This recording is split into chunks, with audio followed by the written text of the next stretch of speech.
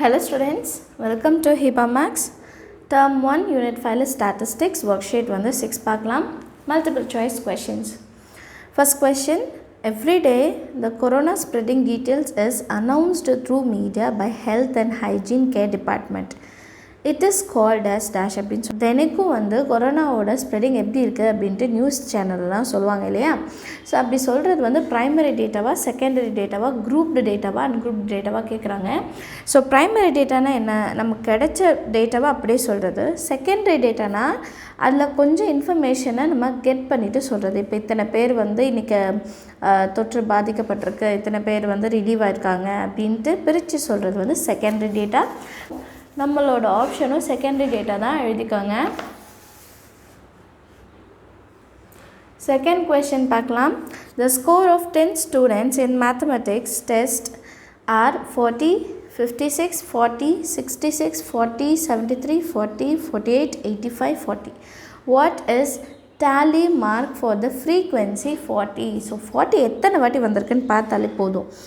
1, 2, 3, 4, 5 times வந்திருக்கு. And tally mark 5க்கு எப்படி எழுதும், 1, 2, 3, 4 எழுதிட்டு ஒரு ஸ்லாஷ் பண்ணுவோம் இல்லையா. ஸோ ஆப்ஷன் பி தான் நம்மளோட கரெக்டான ஆன்சர். அடுத்து தேர்ட் கொஸ்டின் பாருங்கள். இந்த pictogram datas are represented by dash.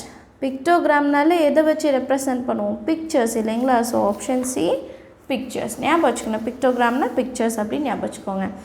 Fourth question, the example for secondary data is. Secondary dataக்கான ஒரு எக்ஸாம்பிள் என்ன அப்படின்னு கேட்குறாங்க. List of present in the class, information from the web page. Information from the web page already get பண்ண டேட்டாலேருந்து நமக்கு தேவையான datas மட்டும் கொடுப்பாங்க. So option B என்னது, information from the web page. அடுத்து ஃபிஃப்த் கொஸ்டின் என்னென்னு பார்க்கலாம். ஃபிஃப்த் கொஸ்டின் ஒரு கிராஃப் மாதிரி கொடுத்துருக்காங்க இல்லையா. அந்த graph given below represents the variety of fruit stocks in the shop. So ஒரு கடையில் இருக்கிற ஃப்ரூட்ஸ் பற்றி இருக்குது. ஃபிஃப்த்து கொஸ்டின் அதில் என்ன கேட்குறாங்கன்னா, what is the stock of apple in KG அப்படின்னு கேட்குறாங்க. அப்போ ஆப்பிள் எவ்வளோ இருக்குது, 20 வரைக்கும் இருக்குது. அப்போது 20 kg அப்படின்னு நம்ம எழுதணும். 20 அப்படின்னு எழுதிட்டா போதும்.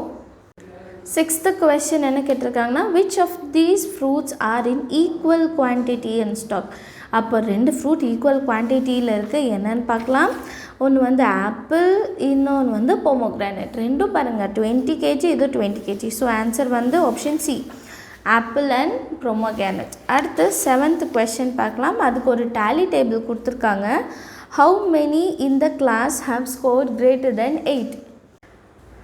கிரேட்டர் தென் 8ன்னு பார்த்தோன்னா நம்ம 8 எடுக்கக்கூடாது. 8க்கு அப்புறம் 9 and 10 இருக்குது பார்த்தீங்களா, அதை தான் எடுக்கணும். 9 3 and 10 2. So 3 + 2 is 5. So option C 5ன்னு எழுதிடலாமா. 8th கொஸ்டின் பாருங்கள். In a class of 25 students who participated in various competition at Independence Day celebration. So 25 students ஒரு கிளாஸில் இருந்து இண்டிபெண்டன்ஸ் டே காம்படிஷனில் கலந்துருக்காங்க. அது என்னென்ன காம்படிஷன், எத்தனை பேர் கலந்துருக்காங்கன்னு டேலி டேபிளில் கொடுத்துருக்காங்க. டான்ஸ்னால் 5, S A writing 10, singing 3, speech 1, drawing 6. And independence day தான் என்னோடய பர்த்டேவும் கூட. இதில் ஃபஸ்ட்டு கொஸ்டின் என்னென்னு பார்க்கலாம். Answer the following question. In which competition the lowest number of students participated. lowest number பார்த்தா 1 ஸ்பீச். ஸோ ஃபஸ்ட் கொஸ்டினோட ஆன்சர் ஸ்பீச்சில் தான் ரொம்ப கம்மியான பேர் இருக்காங்க. How many student did not participate in any competition அப்படின்னு கேட்டிருக்காங்க. டோட்டல் 25. இதில் இருக்கிற மொத்த ஸ்டூடெண்ட்ஸோட வேல்யூவை டோட்டல் ஸ்டூடெண்ட்ஸ்லேருந்து மைனஸ் பண்ணாலே ஆன்சர் கிடச்சிடும். 10 + 5 15 16 17 18 19 20 21 22 23 24 25. ஸோ டோட்டல் 25 வருது, இங்கேயும் 25 வருது. அப்போது 25 - 25னா 0. அப்போ எல்லாருமே பார்ட்டிசிபேட் பண்ணியிருக்காங்க, யாருமே பார்ட்டிசிபேட் பண்ணாமல் இல்லை. Third question, how many students participated in dance competition and S A writing competition. ரெண்டுமே கேட்குறாங்க. டான்ஸில் பார்த்திங்கன்னா 5 பேர், எஸ்ஏ ரைட்டிங்கில் 10 பேர். ஸோ 5 + 10 15 டோட்டல் பண்ணி சொல்லணும் இல்லையா. அடுத்து ஃபிஃப்த்து கொஸ்டின் பாருங்கள். What is the ratio of participants in the drawing competition and speech competition. நம்ம பார்ட்டிசிபேஷன் ஆஃப் ட்ராயிங்கும் பார்க்கணும், ஸ்பீச்சும் பார்க்கணும். ரேஷியோவில் ஸ்பீச் பார்த்திங்கன்னா ஒரே ஒருத்தர் தான், ட்ராயிங் பார்த்திங்கன்னா 6 பேர் இருக்காங்க. ஸோ ரேஷியோவில் எப்படி எழுதுவோம், ஃபஸ்ட்டு என்ன கேட்டிருக்காங்கன்னா ட்ராயிங். ஸோ ட்ராயிங் தான் முதல்ல எழுதணும். அப்புறம் ரேஷியோ சிம்பிளிஸ்ட்டு போட்டு ஸ்பீச் வந்து ஒரே ஒருத்தர் தான், அதையும் எழுதணும். ஸோ ரேஷியோ வந்து 6:1. அடுத்து 9th கொஸ்டின் பார்க்கலாம். Make a frequency table for the given data.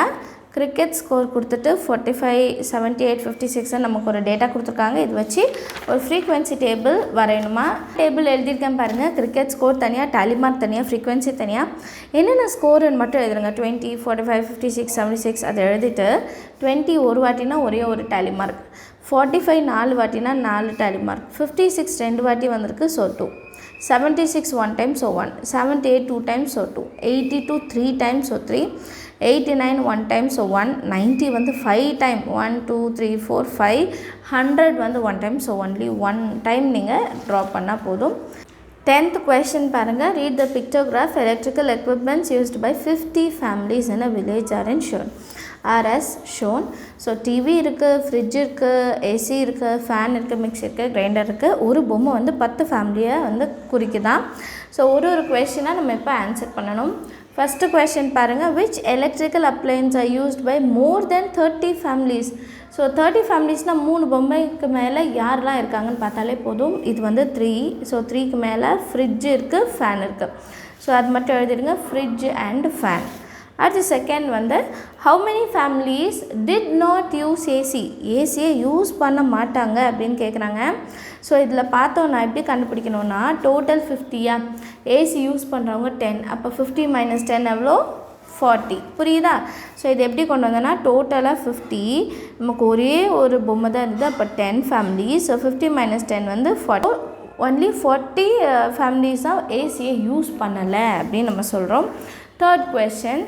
how many families used by AC, fridge and fan?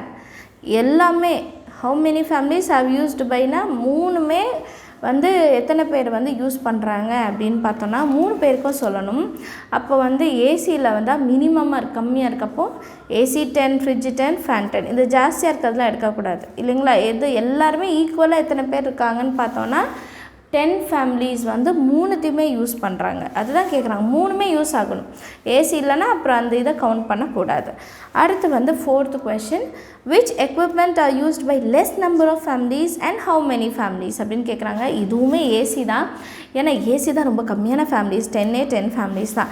அதுவும் எழுதணும். ஏசி எழுதிட்டு எத்தனை ஃபேமிலிஸ்ன்னு கேட்குறாங்க, அப்போ 10 ஃபேமிலின்னு கண்டிப்பாக எழுதணும் இல்லையா. அடுத்து 5th கொஷின்.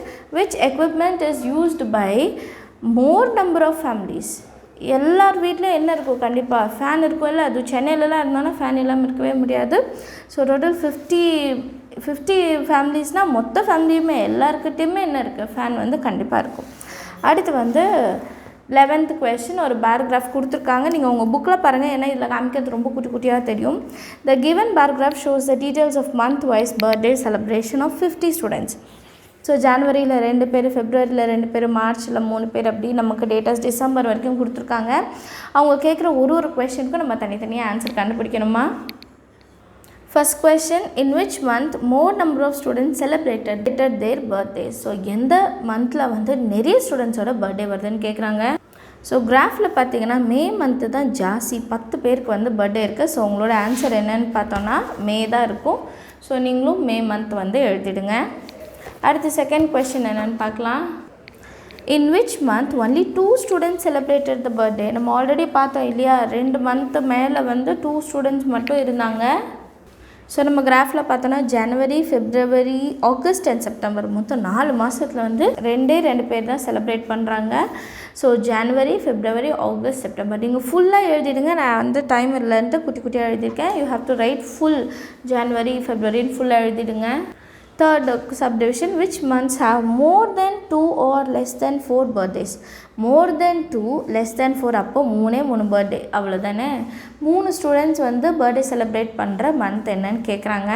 ஸோ நம்ம கிராஃபில் பார்த்தோன்னா மார்ச் மாதத்தில் மட்டும்தான் 3 இருக்குது அண்ட் அக்டோபர் மாதத்துலேயும் 3 இருக்குது. ஸோ 2 மாதத்துலேயும் 3 பேர் வந்து செலிப்ரேட் பண்ணுறாங்க. ஸோ மார்ச் அண்ட் அக்டோபர்னு எழுதிடலாம். அடுத்து 4th சப்டிவிஷன் என்ன கேட்குறாங்கன்னா, how many birthdays are celebrated in the first and last month of the year? first month and last month. ஃபஸ்ட்டுனா ஜனவரி, லாஸ்ட்னா டிசம்பர், ரெண்டுத்தையுமே நம்ம ஆட் பண்ணணும். ஸோ ஜனவரியில் 2, டிசம்பரில் 4, அப்போது 2 + 4 வந்து 6 அப்படின்னு நீங்கள் எழுதணும். Fifth question, check whether the first 6 months or last 6 months have more number of students celebrated in birthday அப்படின்னு கேட்குறாங்க. ஃபஸ்ட்டு 6 மாதத்தில் நிறைய பேர் பர்த்டே செலிப்ரேட் பண்ணியிருக்காங்களா இல்லை அடுத்த 6 மாதத்தில் செலிப்ரேட் பண்ணியிருக்காங்களான்னு கேட்குறாங்க. இங்கே பார்த்தீங்கன்னா மே மாதமும் ஏப்ரல் மாதமும் வந்து ரொம்ப அதிகமாக இருக்குது. அப்போ ஃபஸ்ட்டு 6 மந்தில் தான் அதிக பேர் என்ன பண்ணுறாங்க, பர்த்டே செலிப்ரேட் பண்ணுறாங்க. ஸோ அதை எழுதணும். ஃபஸ்ட்டு 6 மந்த்துன்னு எழுதிடுங்க. என்னென்ன மந்த் எழுதணும்னு அவசியம் இல்லை, ஃபஸ்ட்டு 6 மந்த்துன்னு எழுதினாலே போதும். 12th question பாருங்கள். There are 400 boys, 320 girls and 25 teachers and 15 servants in a school. இப்போ பாக்ஸ் மாதிரி இருந்ததுன்னா அது 50 பாய்ஸ், ட்ரையாங்கிள் இருந்ததுன்னா 40 கேர்ள்ஸ், ஸ்கொயர் இருந்ததுன்னா 5 டீச்சர் இருந்தது, ஓவல் மாதிரி இருந்ததுன்னா 5 servants. இப்போ பிக்டோகிராம் வந்து நம்ம வரையணும் அப்படின்னு சொல்கிறாங்க. ஸோ ரொம்ப சிம்பிளாக கண்டுபிடிச்சிடலாம். ஸோ பாய்ஸுக்கு வந்து ரெக்டாங்கிள் கொடுத்துருந்தாங்க. ரெக்டாங்கிள்னால் 50 boys, total number of boys இவ்வளோ 400. 400 இந்த 50ஆல் டிவைட் பண்ணலாம். 0 0 கேன்சல் பண்ணலாம். 5 டேபிளில் 40 எப்போ வரும்னா 8 டைம்ஸ். ஸோ 8 பாக்ஸஸ் நமக்கு வரணும். ஸோ பாய்ஸ் இடத்துல 1 2 3 4 5 6 7 8 பாக்ஸஸ் வரைஞ்சிடுங்க. அடுத்து கேர்ள்ஸ் டோட்டல் எத்தனை பேர், 320. அண்ட் ஒரு ட்ரையாங்கிளுக்கு எத்தனை பேர் சொல்லியிருந்தாங்க, 40 கேர்ள்ஸ்ன்னு சொல்லியிருந்தாங்களா. அப்போ total divided by number of girls. So 0 0 cancel பண்ணிடலாம். 4 8s are 32வா, அப்போ 8ன்னு எழுதிட்டு 8 ட்ரையாங்கிள் நீங்கள் வரையணும். வரையும் போது அழகாக வரைங்க. டீச்சர்ஸ் மொத்தம் 25 டீச்சர்ஸ் இருக்காங்க. ஒரு ஸ்கொயருக்கு 5 டீச்சர்ஸ் சொல்லியிருந்தாங்க. ஸோ டோட்டல் டிவைடட் பை ஒரு ஸ்கொயருக்கு எவ்வளோ, 25 by 5. So 5 1 time, 5 5 time. So 5 squares நீங்கள் வரைஞ்சாலே போதும். ஈஸியாக இருக்குது பார்த்தீங்களா, வெறும் வரைகிறது மட்டும்தான் நம்மளோட ஆன்சரே. 13th question, the marks obtained by Madan in 5 consecutive tests are given below. So test 1, test 2, test 3, test 4, test 5 5 டெஸ்ட்டில் அவன் எழுதியிருக்க மார்க் என்னன்னு கொடுத்துருக்காங்க. Use circle to represent 10 marks and draw pictograph அப்படின்னு கேட்டிருக்காங்க. ஸோ ஒரு இதுக்கு 10 மார்க்ஸ்னால் 70னா 7 zeros, 80னா 8 zeros, 60னா 6 zeros, 100னா 10 zeros and 60னா 6 zeros. நம்ம இந்த மாதிரி ஒரு டேபிள் காலம் எழுதிட்டு டெஸ்ட்டு மார்க் அப்படின்னு போட்டு டெஸ்ட் 1னா 70னா 7 zeros வரையணும், டெஸ்ட் 2ல் 80னா 8 zeros வரையணும், டெஸ்ட் 3ல் வந்து 60னா 6 zeros, டெஸ்ட் 4ல் வந்து 10 zeros அண்ட் டெஸ்ட் 5ல் வந்து 6 zeros வரைஞ்சாலே போதும். அழகாக வரைஞ்சிடுங்க, பென்சிலால் வரைங்க. 14th question பாருங்கள். Read the bar graph given below and answer the following questions. நமக்கு ஒரு பார் டயக்ராம் கொடுத்துருக்காங்களா, கீழே மந்த் கொடுத்துருக்காங்க, இந்த சைட் ரெயின்ஃபால் இன் சென்டிமீட்டர் கொடுத்துருக்காங்க. இல்லை ஃபஸ்ட் கொஷின் என்ன கேட்டிருக்காங்கன்னா, what information does the bar graph gives.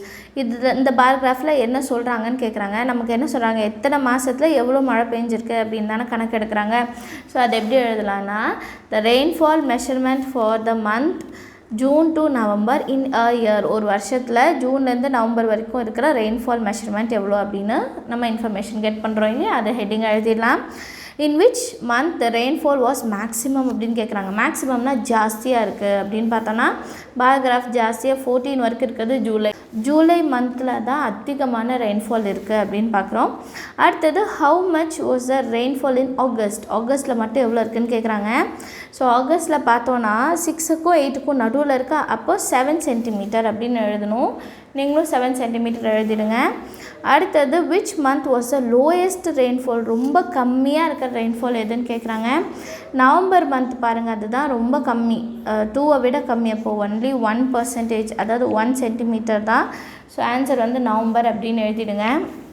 அடுத்தது the rainfall of June was dash times of rainfall of October. அப்போ ஜூனையும் அக்டோபரையும் கம்பேர் பண்ண சொல்லியிருக்காங்களா. ஜூன் எவ்வளோ இருக்குது பாருங்கள், 6, அக்டோபர் வந்து 2. அப்போது அக்டோபர் வந்து 2 இருக்குது, ஜூன் 6னா 2 3s are 6, அப்போ வந்து 3 டைம்ஸ்ன்னு எழுதணும். மல்டிபிள் பண்ணி பார்க்கலாம். ஏன்னா அக்டோபர் 2, ஜூன் வந்து 6, அப்போ 2 3 டைம்ஸ் பண்ணால் தானே 6 கிடைக்கிது. அப்போ 3 டைம்ஸ் தான் நம்மளோட ஆன்சராக இருக்கும். 15th question பாருங்கள். The number of different books in library are given below. So Tamil வந்து 400, இங்கிலீஷ் வந்து 100, மேக்ஸ் வந்து 350, சயின்ஸ் வந்து 300, சோஷியல் சயின்ஸ் வந்து 250. Draw a bar graph to represent the about data அப்படின்னு கொடுத்துருக்காங்க. ஸோ நான் ஆல்ரெடி வரைஞ்சிட்டேன், நீங்கள் அதை பார்த்து அப்படியே வரைஞ்சிட்டாலே போதும். கீழே வந்து சப்ஜெக்ட் எழுதிங்க, இந்த சைட் நம்பர் ஆஃப் புக்ஸ் எழுதிக்கோங்க. Tamil, English, maths, science, social science, and சைடில் வந்து 50லேருந்து ஆரம்பிங்க, ஏன்னா நிறைய 50ஸில் தான் இருக்குது. 50, 100, 150, 200, 250, 300, 350, 400, 450 அப்படி எழுதிடலாம். தமிழ் வந்து 400 இருக்குது, ஸோ 400 வரைக்கும் பேராகிராஃப் வரையணும். இங்கிலீஷ் வந்து 100 இருக்குது, ஸோ 100 வரைக்கும் வரையணும். மேக்ஸ் வந்து 350னா 350க்கு நேராக வரையணும். சயின்ஸ் வந்து 300 அண்ட் சோஷியல் வந்து 250. இந்த மாதிரி லைன் நீங்கள் வரைய வேண்டாம், நான் வந்து உங்களுக்கு காமிக்கணுன்றதுக்காக இது வரைஞ்சி நீங்கள் வெறும் பேராகிராஃப் மட்டும் வரைஞ்சாலே போதும். சரியா? எல்லாருக்குமே ஒர்க் ஷீட் 6 வந்து அண்டர்ஸ்டாண்ட் ஆயிருக்கும்னு நினைக்கிறேன். அடுத்த ஒர்க் ஷீட் 7 வந்து நெக்ஸ்ட் வீடியோவில் பார்க்கலாம். தேங்க்யூ ஸோ மச் ஃபார் வாட்சிங்.